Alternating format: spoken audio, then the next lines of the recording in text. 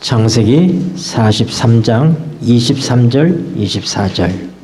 그가 이르되, 거기서부터 같이 읽겠습니다. 시작.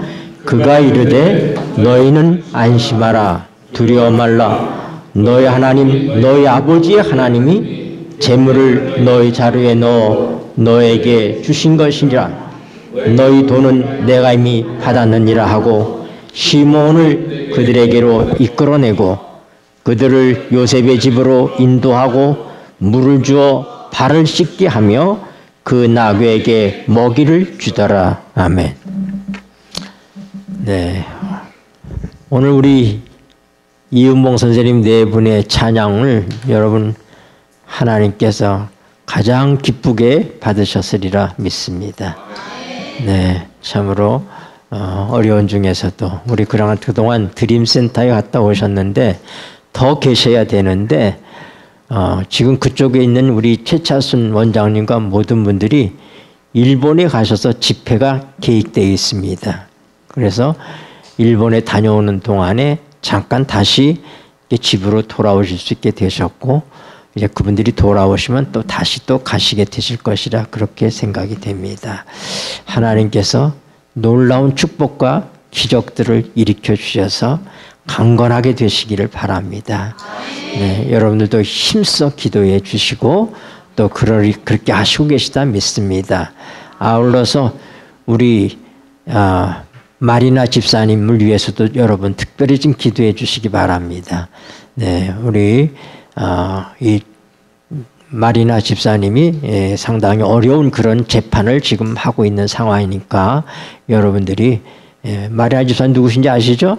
몰라요? 우리 잠깐 손 드세요. 이렇게 마리아 집사님. 네, 네, 우리 마리나 집사님을 위해서 그 재판이 잘 될 수 있도록 어려움이 안 되도록 여러분 특별히 함께 기도해 주시기 바랍니다. 제가 그동안 저희 집사람과 열심히 기도하고 있었지만 제가 오늘 말씀드리는 거는 우리 성도들이 함께 기도할 때 하나님께서 은혜와 능력을 베풀어 주시리라 믿습니다. 네, 감사합니다.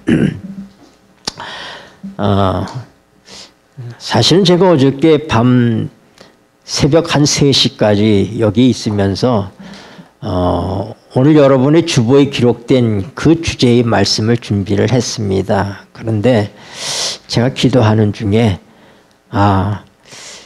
설교를 좀 바꿔야지 되겠다 이런 생각이 들었습니다. 왜냐하면 상당히 어려운 주제의 말씀들이기 때문에 제가 좀 더 많은 시간을 가지고 더 준비를 해야 돼요. 이번 주일 내내 말씀과 제가 보통 새벽 3시 넘도록 그렇게 이 말씀과 씨름을 했는데도 제가 부족하다는 생각이 들었고 이 어려운 문제들을 어떻게 쉽게 여러분들에게 말씀으로 전달할 수 있을지 이것이 지식이 아니기 때문에 이것은 영의 문제이기 때문에 이것은 좀 더 시간이 필요하겠다는 생각이 들었고 또 이번 안식일에 우리 이은봉 선생님이 이렇게 오시는데 제가 좀 더 편한 주제의 말씀으로 함께 은혜를 나눠야 되겠다 이런 생각을 갑자기 하나님께서 하게 하셔서 그래서 오늘 이 말씀의 주제가 바뀌었습니다. 오늘 말씀의 제목은 여기 기록된 주보에 기록된 말씀이 아니라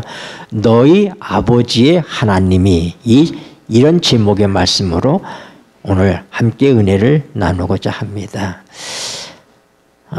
여러분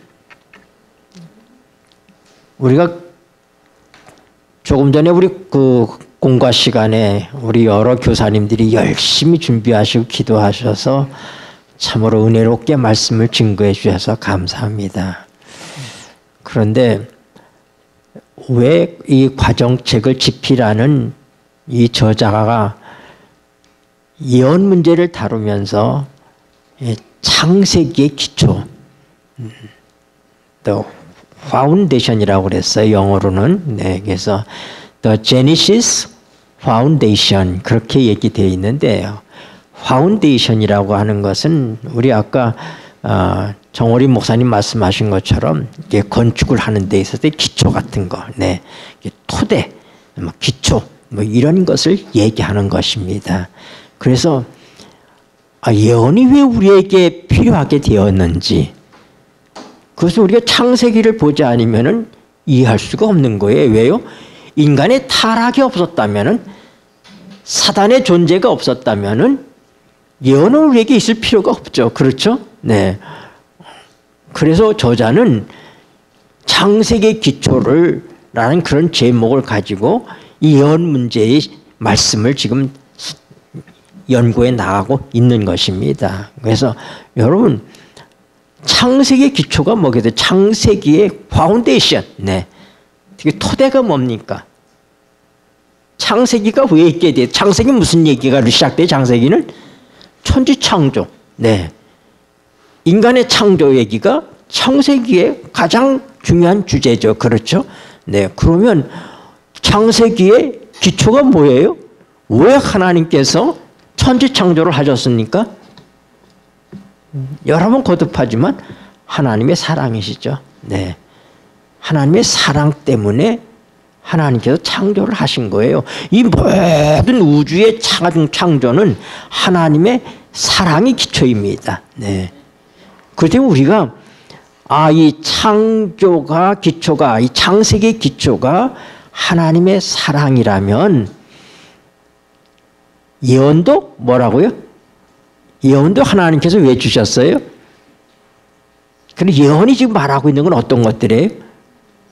하나님의 사랑을 우리에게 말하고 있는 것입니다. 이걸 놓쳐서는 안 된다고 하는 거예요. 우리는 예언을 생각하면은 여러 가지 상징들 이런 것들 속에서부터 말세에 대한 어떤 것들 이런 것들 우리가 특히 짐승의 표라든지 뭐 660년 막 이런 것들 막 아마겟돈 전쟁 뭐 이런 것들을 생각할 때 상당히 두려운 생각과 뭐 어떤 그런 전투적인 생각들을 많이 가지게 되는데 여러분 그 모든 것들을 여러분들의 마음속에서부터 새롭게 정리할 필요가 있는 것은 뭐라고요? 이 모든 것들은 하나님의 사랑 때문에 우리에게 주어진 것이다. 이 말입니다. 다시 얘기해서 비록 인간이 사단에 의해서 범죄하게 되고 하나님의 사랑에서부터 떠나간 존재가 되었지만 하나님께서 창세기 3장 15절에 첫 번째 예언을 주시는 거예요. 그게 뭐예요? 뱀에게 이릅니다. 내가 너로 여자와 원수가 되게 하고. 그래서 여자와 뱀은 어때요? 원수 관계가 성립된다고 하는 것입니다. 여자는 뭐예요? 교회예요, 교회. 네. 예수님의 신부입니다. 네.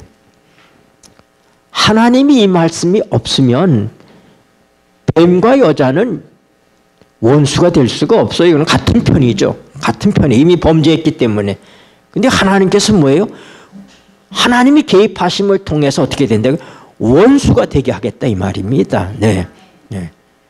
그래서 어떻게 돼? 이 원수 관계에서부터 종지부가 어떻게 이루어진다고요? 너 뱀은 여자의 후손이 누구예요? 예수님이시죠? 예수님만이 인간 가운데 유일하게 여자의 몸에서 태어나신 분입니다. 우리 모두가 여자의 몸에서 태어났지만은 다 남자의 씨로 태어납니다. 그러나 예수님은 남자와 상관없이 하나님의 성령에 의해서 잉태되시잖아요. 그렇기 때문에 여자의 후손이라고 말하는 것입니다. 그래서 여자의 후손, 뱀은 여자의 후손에 발꿈치를 상하게 하지만 그러나 여자의 후손은 뱀의 머리를 상하게 한다 하면서 어떻게 해요? 결론을 얘기해 주고 있는 것입니다. 그래서 이 결론이 곧 어디예요? 요한계시록에 나오는 거예요. 그 결론이. 결국 뭐예요? 하나님께서 예언을 왜 주셨느냐? 여러분 우리가 성경을 보면요. 아주 절망적이고 숨막히는 순간마다 하나님께서 하늘을 열어 보여주십니다. 네. 이사야 6장에도 보면은 우시야 왕이 죽던 해에 이 절망적인 상황에서 이사야 선지자에게 하나님께서 하늘을 열어 보여주셔요. 요한계시록 4장과 5장에서도 열린 문이 있는데 하늘을 보니까 하나님께서 하늘을 열어서 보여주십니다. 저 어릴 때 책을 꽤 좋아했어요. 그래서 이제 시골 초등학교에 그때는 국민학교예요. 국민학교에 이렇게 책이라고 그래봐야 몇 권이 없었습니다. 근데 다행히 저희 집 다락에 가면은 책들이 많이 있었어요. 네. 어른들이 읽는 책들을 제가 어릴 때 다 읽었어요. 거기 있는 책들을. 또 학교에 있는 도서관도 아닙니다. 그저 몇 권의 책이 있는 그 책들도 다 학생들이 간 다음에 저는 교탁 뒤에 그 교탁 있잖아요. 교탁 꼭 밑에가 이게 어린아이가 들어갈 만한 자리가 됩니다.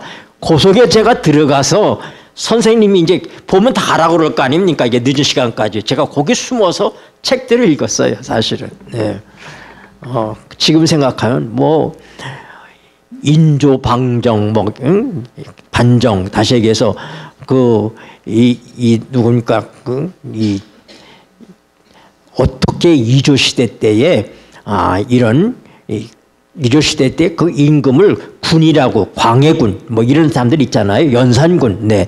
이런 사람들을 몰아내고 어떻게 새로운 왕조가 들어섰는지 이런 이야기들인데 제가 초등학교 때 그걸 아주 흥미진진하게 읽었어요. 사실은요. 네.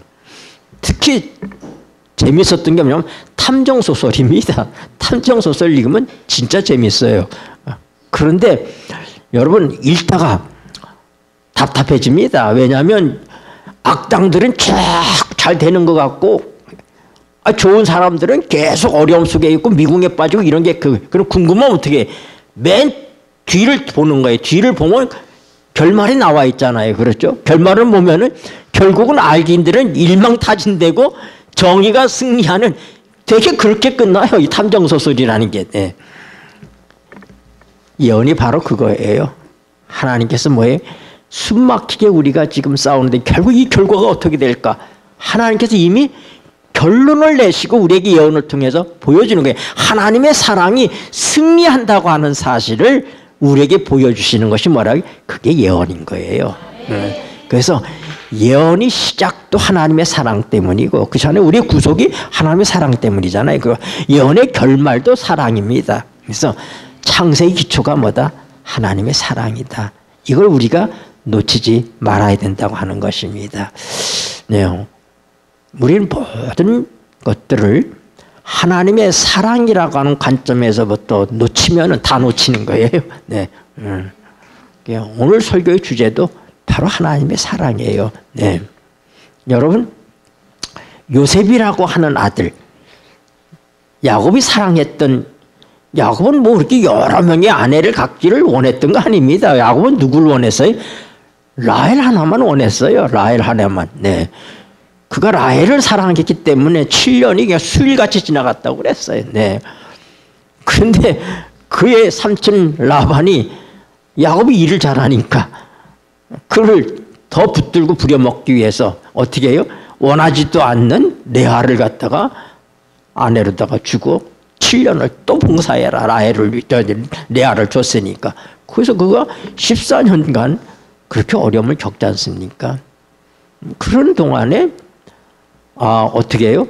레아를 통해서 자녀들이 많이 태어나요. 루벤, 시몬, 레위, 유다 이렇게 많은 자녀들이 태어나는데 정작 사랑하는 아내인 라헬을 통해서는 아이가 태어나질 않습니다. 그래서 여러분 비록 형제지간이지만 남편이 하나니까 그 사랑 싸움이 어떻겠습니까? 네. 근데 아이가 안 태어나니 이 라헬이 아주 속상해 죽겠는 거예요. 예? 그런데 하나님께서 이 라헬이 그러다 안 되니까 어떻게 해요? 자기의 시녀인 비라를 남편에게 주면서 아이를 낳게 합니다. 그래서 태어난 아이가 누구예요? 그게 단이에요. 단. 네. 근데 하나님께서 라헬을 불쌍히 보시고 어떻게 해요? 아들을 하나 주시는데 그 아들이 누구예요? 그게 요셉이에요. 네. 왜 요셉이라고 이름을 졌느냐? 하나님 아들 더 주세요 해서 더함이라는 뜻이에요. 더 달라는 뜻입니다. 그게 요셉이에요. 네.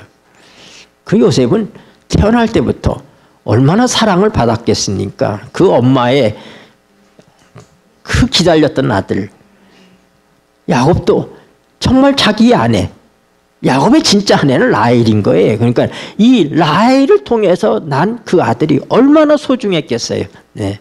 근데 거기다가 하나님께서 요셉에게 놀라운 총명함도 주셨습니다. 네. 그런데 라헬이 그만 이제 가나안 땅으로 돌아오는 그 여정 속에서 에브라시라고 하는 곳 좀 거칠었던 모양이에요. 만삭의 몸으로다가 그가 어려운 여행을 계속하는 동안에 에브라시 베들레헴입니다. 네. 베들레헴을 옛날에 에브라시라고 불렀어요. 거기서 산고를 겪다가 베냐민을 낳고 라헬이 죽습니다. 그러니 요셉과 베냐민은 야곱에게 있어서의 각별한 아들들인 것입니다. 네. 요셉은 어머니의 죽음도 목격하고 엄마 없이 자라나는 자기의 동생 베냐민을 안쓰럽게 바라보며 유년 시절을 보내게 되는 것입니다. 근데 거기다가 이 야곱이 지혜롭지 못하게 아들에 대한 특별한 사랑을 편애적으로 나타냈습니다. 색동옷을 입히고 특별히 그를 총애하는. 근데 자식도 여러 명 있으면은 이쁜 짓을 하는 자식이 있잖아요. 네. 부모의 마음에 들게 하고 이쁜 짓 하는 자식들이 뭐 5손가락 깨물어서 안 아픈 손가락 있느냐, 우리가 다 똑같은 자식들이지만은 사랑받게 하는 그런 자식이 있습니다. 네. 요셉은 그런 아이였어요. 그는 이해할 수 없는 게 여러 어머니들 사이에서 태어난 자기의 형들이 하는 일들이 마음에 들지 않는 거예요. 얘가 속상하니까 아버지한테 형들이 잘못하고 있는 것들에 대해서 그가 고자질하고 싶어서가 아니라 안타까워서 아버지에게 얘기합니다. 그럼 아버지가 꾸중할 거 아닙니까? 그럼 이 형들이 얄미운 거예요, 이놈이. 네. 근데 이런 가운데서 성장을 해서 거기다가 하나님께서 요셉에게 꿈을 주십니다. 꿈을 또 잘 꾸는데 뭐예요? 볕단들이 12볕단이 다 있는데 11볕단이 다 자기 볕단에 절하더라. 이런 꿈 얘기. 해와 달이 있고 별들이 있는데 해와 달과 별들이 전부 다 자기 변한테 절하더라. 이런 꿈 얘기를 하니 얼마나 얄밉습니까, 사실상. 네. 그 요셉은 형들을 사랑했어요. 형들이 자기를 미워하지만은 그러나 형들에서 적대적이지 않았습니다. 그래서 양치러 나간 형들을 한번 가서 좀 보고라고 하는 아버지의 말씀을 기껍게 받아들이고 아마 그 형들에게 갖다 줄 좋은 음식들이나 이런 것들을 아마 주셨을 거예요. 그걸 메고 그 먼 길을 형들을 찾아 나서는 요셉의 이 순수함을 우리는 볼 수 있는데 그 길이 아버지와의 오랜 세월 동안 이별의 시간이 될 줄을 몰랐던 것입니다. 그래서 야곱이 그때 나이가 요셉의 17살입니다. 이 17살의 어린 소년인 이 요셉이 형들의 시기 속에서부터 그를 다른 형제들은 다 죽이자고 그랬습니다. 누구만 반대했어요? 장남인 루벤과 유다가 반대하는 것입니다. 그래서 그를 죽이자고 하는 그 형제들의 분노를 좀 가라앉히고 루벤은 그를 살려서 보내겠다고 마음에 그걸 감추고 물이 없는 구덩이에다가 그를 집어넣자. 우리 손에 피를 묻히지 말자 하고 거기다 넣었는데 루벤의 이 속마음이 형제들에게 들킬까 봐 그는 자리를 좀 피한 거예요. 자리를 피했어요. 그 사이에 아라비아 상인들, 다시 해서 이스마엘의 후손들이 이 장사꾼들이었어요. 그들이 이제 애굽으로다가 이제 내려가고 있는 그때 유다가 얘기합니다. 야, 요셉은 우리 형제다. 우리 한 핏줄인데 우리 손에 피를 묻힐 필요가 뭐가 있느냐. 이를 노예로 그냥 팔자. 그래서 어떻게 해요? 요셉이 생명을 건지게 되는 것입니다. 그래서 애걸복걸하며 구덩이에 들어갈 때 애걸복걸하며 형들한테 살려달라고 얘기할 때 형제들이 그러면서도 마음이 편했겠어요. 그러나 가장 잔인한 친구가 누구냐면 시므온입니다. 시므온. 네. 여러분 우리가 세겜에서 디나가 겁탈을 당한 다음에 할례를 받아야지 너희하고 통혼하고 같이 살 거라고 그렇게 만들어서 다 할례 받고 남자들이 고생할 때에 누가요? 시므온하고 레위가 칼을 차고 와서 남자들 다 죽여버리는 거 아닙니까? 시므온이 그렇게 잔인한 성격을 가진 친구였어요. 마지막으로 발로 차서 구덩이에 떨어뜨린 게 시므온이라는 거예요. 왜 양식 사러 왔을 때 한 사람을 볼모로 잡는데 누구를 볼모로 잡습니까? 시므온을 볼모로 잡잖아요. 다 이유가 있는 거예요. 네, 이유가. 네, 우리 엘렌 G 화인 여사가 쓴 부조와 선지자에 보면 요셉이 그 상인들에 의해서 끌려가면서 그는 저 아버지가 있는 저쪽을 바라보며 그곳을 지나가고 있는 것입니다. 지나가면서 그는 결심을 합니다. 그는 어릴 때 아버지로부터 하나님에 대해서 배웠습니다. 그가 아버지와 형님 에서를 속여서 할 수 없이 외삼촌의 집 라반으로다가 도망갈 수밖에 없는 그런 처지에 베델에서 꿈속에 나타났던 하나님, 그에게 내가 너와 함께 하신다고 말씀하셨던 그 하나님에 대한 감동적인 얘기를 요셉은 들었습니다. 그리고 그의 삼촌집에 있는 동안에 겪었던 어려움들과 그가 빈손으로 돌아올 수밖에 없었지만 하나님께서 어떻게 그에게 복을 주셨는지, 그의 삼촌이 이 야곱의 싹을 정할 때에 양이라는 건 보편적으로 다 희지 않습니까? 흰 양인데 뭐에 어쩌다가 돌연변이로 태어나는 점배기가 태어나거든. 그건 네 싹스로 하자. 그거는 가망성이 거의 없는 것들입니다. 그러나 하나님께서 복을 주셔서 어떻게 해요? 태어나는 양마다 실한 것들은 다 점배기가 태어나게 하셔서, 그러면 삼촌이 와가지고 또 바꿔요. 야, 점배기 그만두고 이번에 아롱다롱한 것으로 하자. 네. 그 야곱의 말하면 10번이나 약속을 변역했다 이 말입니다. 안 주려고. 그러나 누가 복을 주셨다? 하나님께서 복을 주셔서 야곱이 장자가 되었지만, 실질적으로 장자가 되었지만 아버지 재산은 에서가 가져갑니다. 야곱은 가져간 게 없고, 야곱은 뭐예요? 하나님이 주신 재산으로다가 그가 살아가게 되는 거예요. 네. 이런 이야기를 요셉은 어릴 때 다 들은 거예요.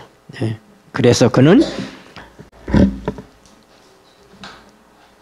장사꾼들에 의해서 노예로 끌려가면서 부자 선지자 상권 274쪽에 이렇게 기록되어 있어요. 그때 요셉의 생각은 그의 아버지 하나님께로 향하였다. 그런 어린 시절에 하나님을 사랑하고 경외하도록 가르침을 받았다. 때때로 그는 아버지의 장막에서 야곱이 방랑자로서 집에서 도망하여 나왔을 때에 본 계시에 대한 이야기를 들었었다. 그는 여호와께서 야곱에게 약속하신 언약과 그 언약이 어떻게 성취되었는지, 곧 필요할 때에 어떻게 하나님의 천사가 그를 교통하고 안위하고 보호하셨는지에 대하여 들었었다. 그리고 그는 사람들을 위하여 구세주를 준비하신 하나님의 사랑을 들었다. 이제 이 모든 귀한 교훈이 그의 앞에 생생하게 떠올랐다. 요셉은 자기의 조상들의 하나님이 자기의 하나님이 되시라는 것을 믿었다. 그리고 그곳에서 그는 여호와께서 자기 자신을 완전히 헌신하고 이스라엘의 수호자 하나님께서 그가 유랑하는 땅에서도 그와 함께 계시기를 기도하였다. 네. 그는 끌려가면서 아버지로부터 배운 하나님, 그 하나님이 자기의 운명이 이렇게 되었지만은 나와 함께 할 것이라는 그런 확신을 가지고 하나님께 기도했다고 영감의 말씀은 우리에게 기록하고 있는 것입니다. 우리는 야곱의 생애를 너무나 잘 압니다. 그렇죠? 그가 보디발의 집에 팔려갔지만은 요셉이 그 충성땀이 입증되면서 뭐에 대해 가정 총무가 됩니다. 보디발의 집에서 가장 높은 사람이 됐어요. 네. 그러나 사단은 그를 그냥 두지 않습니다. 네. 숨막히는 선악의 싸움이 요셉의 생애를 통해서 펼쳐집니다. 이 요셉을 죽이려고 사단은 형들을 통해서 했지만 하나님께서 건지셨고, 노예로 팔았지만 하나님께서 그를 빛나게 하십니다. 그러나 사단은 보디발의 아내를 통해서 요셉을 범죄의 구덩이로 끌어들이려고 하지만은 요셉이 내가 어찌 이 큰 악을 행하여서 여호와께 득죄하리까 하고 강력하게 그는 맞섭니다. 그래서 어떻게 해요? 결국 누명을 쓰고 감옥에 들어갑니다. 하나님의 뜻대로 살고자 하는 요셉의 생애가 왜 이렇게 굴곡이 많고 어려움이 많은가? 그러나 하나님은 이 요셉을 감옥에서도 빛나게 하십니다. 그래서 간수장이 요셉에게 모든 걸 다 맡기지 않습니까? 그래서 바로의 술 맡은 관원장과 떡 맡은 관원장이 거기 옥에 갇혔을 때 그들이 같은 날 꿈을 꿨는데 그 꿈 때문에 고민할 때 하나님께서 요셉을 통해서 해몽을 해 주십니다. 그리고 요셉이 부탁하는 거예요. 술 맡은 관원장에게. 나는 여기 올 죄를 짓지 않았다. 네가 복권돼서 나가거든. 나에 대해서 좀 얘기해 줘라. 그러나 그렇게 하겠다고 얘기한 친구가 새까맣게 잊어먹고 지냈어요. 그러나 사단은 그렇게 했지만은 하나님께서는 때를 기다리신 거예요. 그 때가 되었을 때 요셉에게 꿈을 주셨던 그 하나님은 바로에게 또 꿈을 주시는 것입니다. 그리고 그 꿈 해몽자를 찾을 때에 갑자기 생각난 게 그 술관원장이 내가 감옥에 갇혔을 때에 이러이러한 일이 있었습니다. 그래서 어떻게 돼? 요셉이 감옥에서 나오게 되고 그 꿈을 해몽하고 그 일로 인해서 어떻게 돼요? 이렇게 신들의 이 영감 속에 있는 자를 우리가 어디서 구하겠느냐? 네가 총리 대신이 되라. 바로가 내가 너보다 높은 것은 보좌뿐이다. 그의 인장 반지를 주면서 온 애굽을 다스리게 하며 7년 풍년과 7년 흉년의 세월을 보내면서 극적인 그의 형제들을 흉년의 기간 동안에 상봉하게 되는 것입니다. 요셉은 대번의 형들을 알아보았지만은 그가 어떻게 해요? 통역을 세워서 말합니다. 그는 그 말들을 다 듣고 있지만 요셉은 총명하기 때문에 이 형들이 변화되었는지 안 되었는지를 시험합니다. 그래서 은근하게 물어보는 거예요. 너에게 형제가 더 없느냐? 그러니 우리가 원래는 12형제였습니다. 하나는 없어졌고 이제 막내는 아버지와 같이 있습니다. 그래? 그럼 그 노인이 아직도 안녕하시냐? 물어보는 거예요. 궁금한 걸 다 물어봅니다. 네. 그러니까 묻는 대로 대답을 할 수밖에 없습니다. 그 다음에 어떻게 해요? 그들에게 양식을 다 사게 하고 그리고 그 자루 속에 그들이 가져왔던 그 양식의 값을 가져왔던 그 모든 것들을 도로 넣어주고 그리고 얘기합니다. 너희들이 정탐하러 왔지? 하고 나무라면서 아니라고 얘기하니 그럼 다음에 올 때는 너희 막내 동생을 데리고 와라. 내가 하나를 볼모로 잡겠다면서 시몬을 볼모로 잡아놓습니다. 네.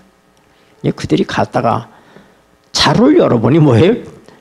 거기 속에 다 들어있는 거예요.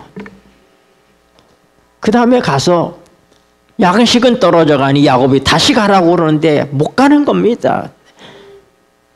베냐민을 데리고 오지 않으면 내 얼굴을 못 볼 줄 알아라고 엄하게 얘기했기 때문에 루벤이 뭐라고 하냐면 내가 책임지겠습니다 아버지. 만약에 내가 이 베냐민 못 데리고 오면 우리 두 아들 죽이십시오. 그래도 말을 안 듣습니다. 야곱이 베냐민 잃어버릴까 봐. 내가 요셉도 잃어먹고 시몬도 잃어먹고 내가 베냐민까지 잃어먹을 수 있느냐 하고 말을 안 듣는데 유다가 나섭니다. 유다가 얼마나 훌륭한지를 우리가 알 수 있어요. 그래서 아버지, 내 동생 베냐민의 생명을 제가 담보하겠습니다. 우리 갔다 와야 됩니다. 아버지가 유다에게 설득이 됩니다. 그래서 베냐민을 데리고 가는 거예요. 요셉이 베냐민을 볼 때 얼마나 벅찼겠습니까? 혹시 우리 형들이 나를 없애듯이 베냐민을 없애지는 않았을까?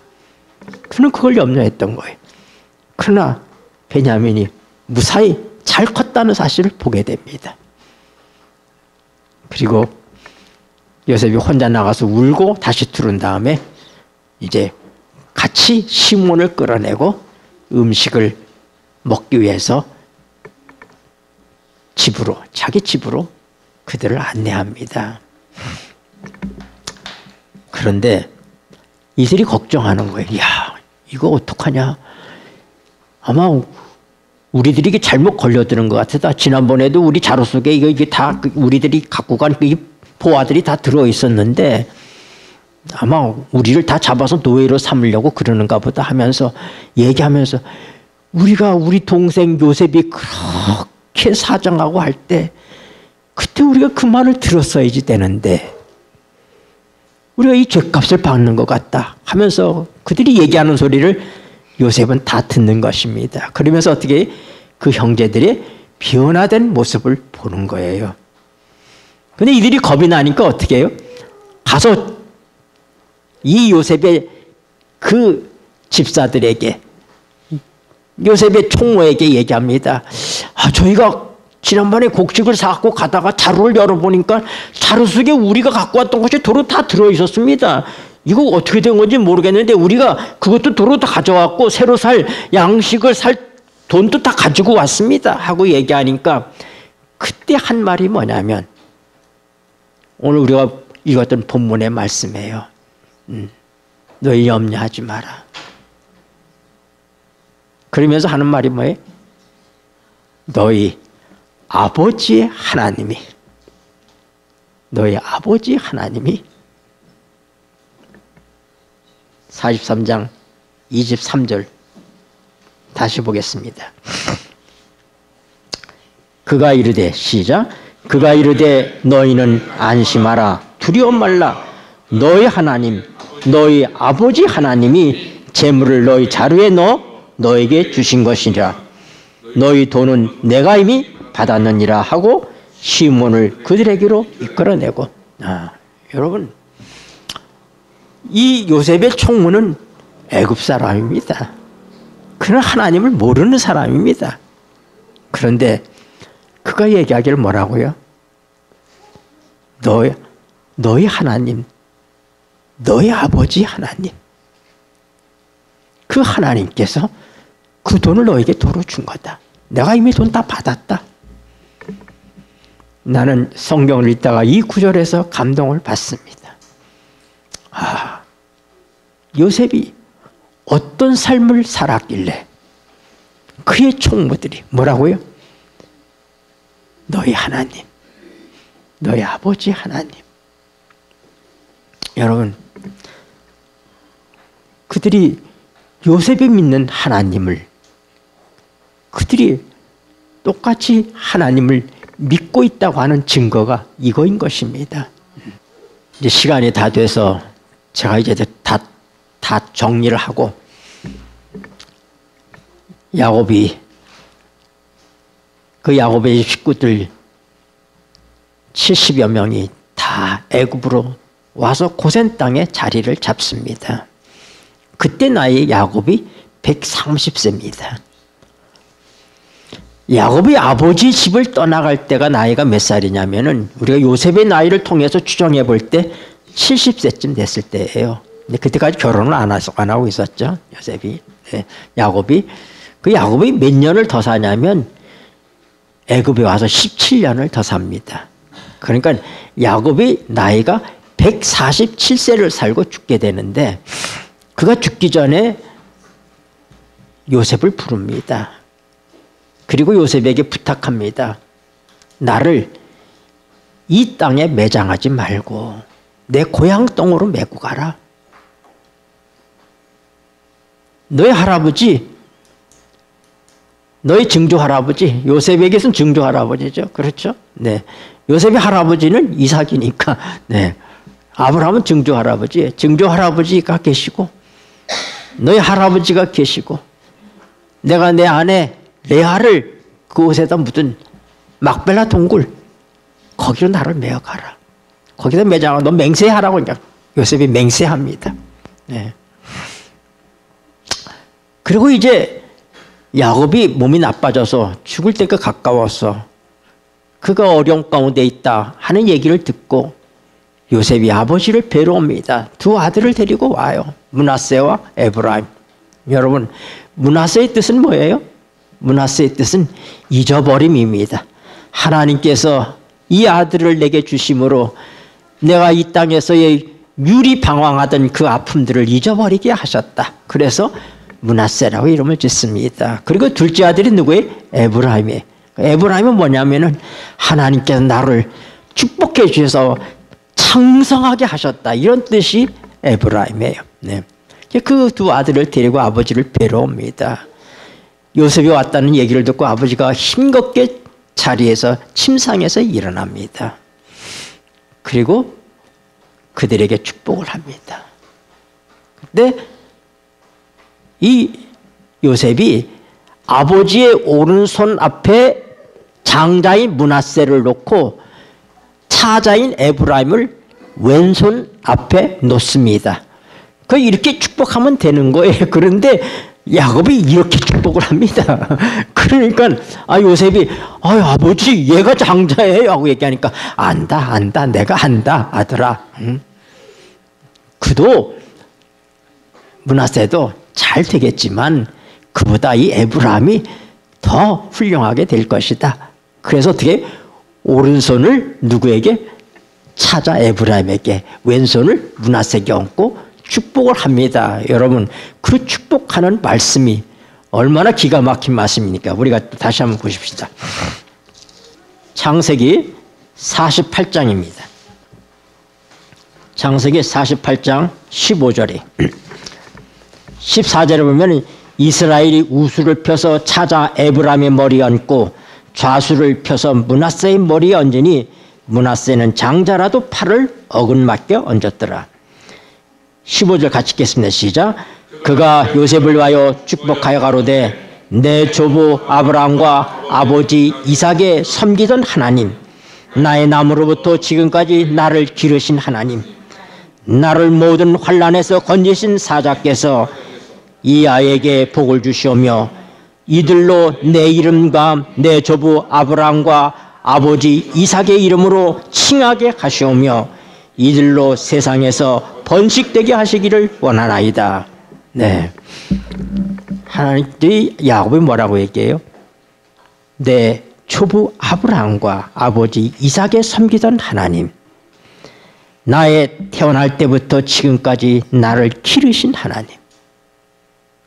얼마나 감동적입니까? 이 하나님께서 이들에게 복을 주시기를 원합니다. 여러분,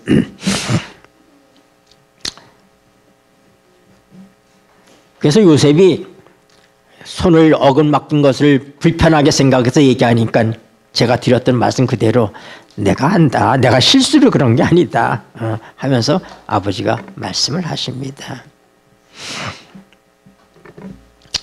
20절에 보면은 그날의 시작, 그날에 그들에게 축복하여 가로되 이스라엘 족속이 너로 축복하기를 하나님이 너로 에브라임 같고 므낫세 같게 하시리라 하리라 하여 에브라임을 므낫세보다 앞세웠더라.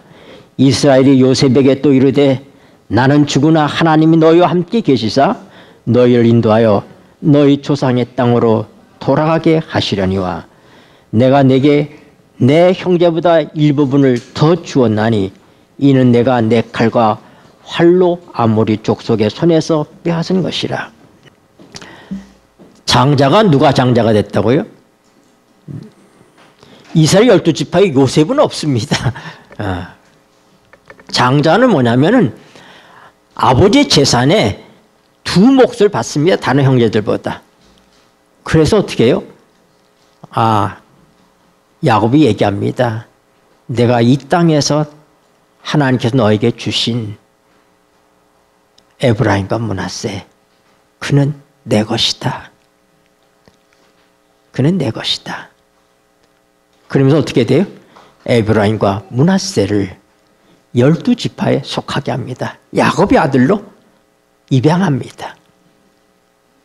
그래서 장자가 되는 거예요, 요셉이. 그런데 여러분, 야곱이 이제 세상을 떠난 다음에 장자가 갖는 축복이 세 가지예요. 하나가 뭐냐면 아버지의 재산의 2배를 받는 것. 또 하나는 제사장이 되는 거예요. 근데 세 번째가 메시아가 그 혈통 가운데서 오는 겁니다. 근데 요셉이 장자가 되어서 2배를, 에브라임과 므낫세가 야곱의 아들로 입양이 되지만 제사장 직분은 나중에 하나님께서 레위 지파에게 주십니다. 모세가 속했던, 바로 모세와 아론이 속했던 레위 지파에게 주시고, 그 다음에 유다에게 축복할 때 그 홀이 유다를 떠나지 않는다. 실로가 오시기까지 얘기합니다. 실로는 누구예요? 야곱이 예수님을 상징해서 실로라고 얘기합니다. 나는 왜 야곱이 예수님을 실로라고 말했는지 아무도 그 뜻을 모릅니다. 실로라는 뜻이 뭐 실로암, 보냄을 받는다는 실로암의 뜻일지 몰라요. 뭐 20가지도 넘어요, 학자들이 얘기하는 게. 근데 실로는 야곱과 예수님과의 사이에서만 불려진 이름입니다. 우리는 그 뜻을 모릅니다. 그러나 야곱은 예수님을 실로라고 얘기했습니다. 그가 그렇게 부른 이유가 있을 거예요. 그는 예수님과 자신의 관계 속에서 그는 예수님을 실로라고 불렀습니다. 세월이 지나면 그 뜻을 모르게 되는 거예요. 그냥 우리 실로라고 불렀다는 것만 아는 것이지. 저는 우리 집사람을 뭐라고 부르냐면 맹선생이라고 부릅니다. 맹선생. 왜냐하면 맹자님의 후손이어서 맹선생이 아니라 맹꽁이 같아서 맹선생이라고 부릅니다. 네. 근데 이게 뭐냐면 제 아내에 대한 애칭이요 별칭입니다. 왜냐하면 우리 집사람은 괜찮은 집안의 외동딸입니다. 오빠들이 있지만은, 네. 저보다 훨씬 나은 대로 시집 갈 수 있었는데, 저는 부모도 없고, 당시에 난 아직 신학도 공부한 사람이 아니었고, 제 미래가 불투명한 바로 그런 아무것도 없는 나한테 무턱대고 시집을 왔으니 얼마나 어리석습니까? 그래서 저는 우리 집사람, 그래서 고생을 자기는 가난이라는 걸 이런 건지 몰랐다는 거예요. 그러니까 자기는 가난해도 밥은 다 먹고 사는 줄 알았는데 진짜 굶는 게 뭔지를. 네. 이제 우리 집사람이 내가 결혼해서 철이 없어가지고 밖에서 친구들을 만나면 결혼은 제가 일찍 했으니까 저밖에 결혼한 사람이 없습니다. 근데 밥 사 먹일 돈이 없으니까 제가 집으로 끌고 옵니다. 그 우리 집사람이 집에 쌀이 없는 거예요. 제가 저 공릉동에 살 때인데 우리 집사람이 할 수 없이 공릉동 교회 밑에 있는 쌀집에 가서 사정을 했대. 내가 이 교회 다니는 사람인데 내가 좀 돈을 안 가지고 왔는데 쌀 2대만 달라고, 내가 돈을 갚겠다고. 이렇게 해서 쌀을 외상으로 사다가 밥을 해서 제 친구들을 접대를 한 거예요. 네. 이런 가난한 세월을 살았습니다. 우리 집사람은 자존심이 있어서 친정에 가서 절대 손 벌리지 않습니다. 그런 얘기를 안 합니다. 그래서 제가 보니 참 어리석다. 맹꽁이 같다. 남들이 세월이 지나면은 윤선이 사모는 맹선생이었대. 그러면 그들이 생각할 때 어지간히 답답하고 맹꽁이 같았는가 보지. 이렇게 생각할 겁니다. 그러나 그거는 나와 우리 아내 사이에서 내가 갖는 고마움의 이름입니다. 나 같은 사람한테 대책 없이 시집 와서 고생한 맹선생. 이런 의미예요. 근데 야곱이 예수님을 실로라고 얘기한 의미는 그분만 알고 있는, 그와 본인만 알고 있는, 예수님과 그 사이에서만 알 수 있는 그런 이름인 것입니다. 여러분, 야곱이 고생 중에 낳았던 므낫세와 에브라임은 내 것이라고 얘기합니다. 여러분, 우리가 지난날의 세월 요셉이 살았던 것처럼 우리 모든 삶이 다 그런 많은 질곡의 세월을 우리도 살았습니다. 여러 가지 상처와 아픔도 있었고 질병의 고통도 있었고 정말 그 모든 어려움들을 겪는 가운데 하나님께서 그 모든 아픔을 잊게 하시는 므낫세와 그런 가운데서도 창성하게 하시는 에브라임을 하나님을 대신해서 야곱은 요셉에게 얘기합니다. 내가 이 땅에서 낳았던 바로 그 아들들 에브라임과 므낫세는 내 것이다. 여러분, 오늘 우리 하나님께서 이렇게 말씀하십니다. 내 어렵고 질곡의 세월, 파란만장했던 내 어린 시절서부터 오늘까지 있었던 그 모든 어려움들, 그 가운데서 얻었던 에브라임과 므낫세는 내 것이라고 얘기합니다. 여러분의 아픔의 세월, 여러분의 고난의 세월들, 여러분의 슬픔의 순간들, 이 모든 것들을 하나님께서 내게 달라고 얘기합니다. 그것은 내 것이다. 내가 취할 것이다. 오늘 에브라임과 므낫세를 야곱이 그들은 내 것이라고 얘기하시는 그 야곱의 말 속에 하나님께서 우리를 그렇게 받아주시고 계시다는 이 놀라운 은총과 축복을 가슴에 새기기를 바랍니다. 기도하시겠습니다. 고마우신 하늘 아버지, 우리의 지난 모든 세월, 우리의 아픔과 질곡의 삶 모두를 바라보시고 그거 다 내게 달라고, 그거 다 내 것이라고, 요셉의 힘들었던 삶 속에서 주셨던 에브라임과 므낫세를 야곱이 그들은 내 것이라고 말하듯 우리 하나님께서 우리를 그렇게 말씀하시고 받아주시는 것을 인하여 감사를 드립니다. 이 모든 아픔과 슬픔과 애통의 세월은 다 하나님께서 가져가시고 이제 우리에게 영원한 축복을 주실 것을 믿습니다. 아낌없이 우리의 모든 경험과 그리고 우리의 삶의 결과들을 그것이 어떤 것이든 하나님께서 내게 달라고 말씀할 때 기쁘게 드리는 요셉의 신앙을 우리도 갖게 하여 주시옵소서. 우리 구주 예수 그리스도 이름으로 간절히 기도드리옵나이다. 아멘.